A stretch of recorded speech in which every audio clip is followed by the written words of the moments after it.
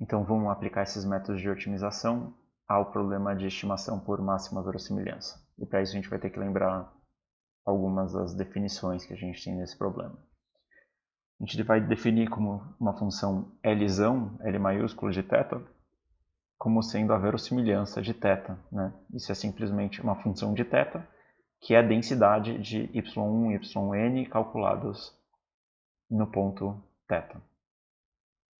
E a gente vai definir a log verossimilhança de θ como Lzinho de θ, e ele vai ser simplesmente o log da verossimilhança, então log de L de θ.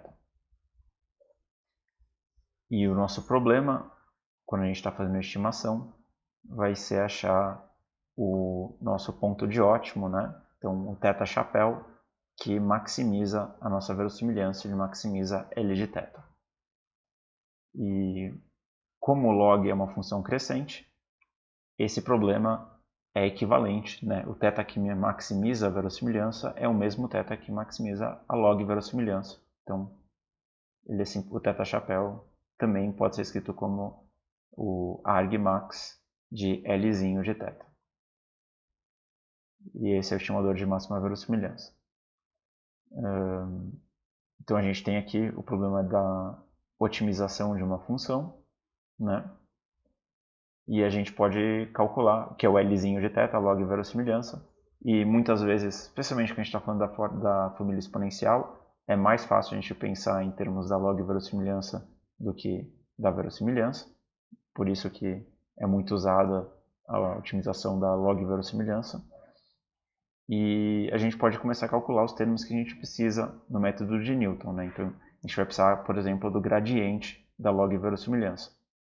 O gradiente da log verossimilhança, ele muitas vezes é chamado de S de θ, que é a função score. E além dele, a gente também precisa da matriz hessiana, né, de L, e a gente vai chamar menos a matriz hessiana de L, calculada no ponto θ, como sendo a informação de Fisher observada. A gente vai denotá-la aqui por esse J estiloso. Então essas são algumas características aí que são alguns elementos que são muito importantes quando a gente tem um problema de estimação por máxima verossimilhança. E a gente vai ver um exemplo dessas quantidades logo mais. Mas usando essas quantidades a gente poderia simplesmente enunciar como é o método de Newton, né? Ele vai ser simplesmente o nosso TI, ele vai ser o TI menos 1, mais a informação de Fisher observada, né, elevada a menos 1, calculada no ponto TI menos 1, vezes a função score, calculada no ponto TI menos 1. Né? No método de Newton, a gente tinha menos a matriz hessiana, calculada no ponto TI menos 1, a matriz hessiana elevada a menos 1, né, calculada no ponto TI menos 1, vezes o gradiente calculado no ponto TI menos 1. Então, substituindo pelos elementos que a gente tem no problema de máxima verossimilhança, a gente tem exatamente o método de Newton aqui. E a gente viu que, em geral, a gente pode não estar interessado em calcular a matriz hessiana, né? A gente pode querer substituir ela por outra matriz positiva definida.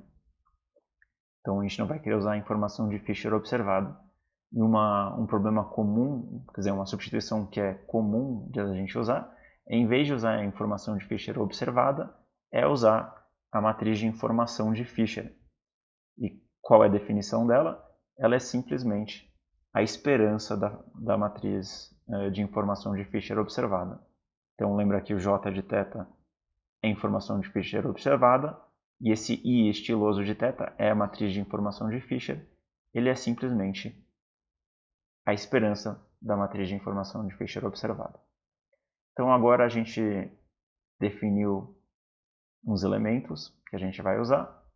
E se a gente trocar a matriz de informação de Fisher observada pela matriz da informação de Fisher, daí a gente vai ter um método de quasi-Newton. E esse método de quasi-Newton, ele é chamado muitas vezes do método score de Fisher. E agora a gente pode, por exemplo, calcular essas quantidades e ver como ele funciona quando a gente tem, por exemplo, uma normal com média e variância desconhecidos.